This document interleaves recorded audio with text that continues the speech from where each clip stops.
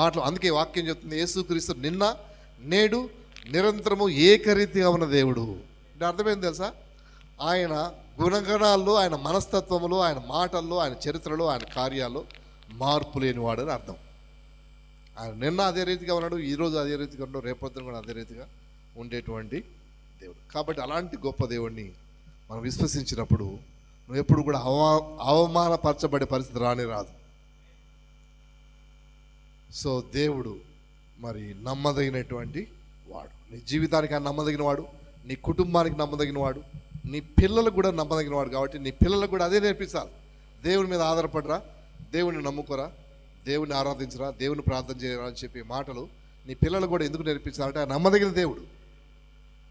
So కాబట్టి నువ్వు చేసే పనులకు ఆయన నమ్మదగిన దేవుడు. నువ్వు చేసే పనుల్లో కూడా ఆయన, ఎందుకంటే నువ్వు చేస్తున్న పనులు అవమానపరిచే దేవుడు కాదు, నమ్మదగిన దేవుడు. సో నీ పిల్లల విషయంలో నమ్మదగిన దేవుడు, నీ సమస్తములో ఆయన నమ్మదగినటువంటి దేవుడు. దేవునికి స్తోత్రం కలుగును గాక, దేవునికి మహిమ కలుగును గాక.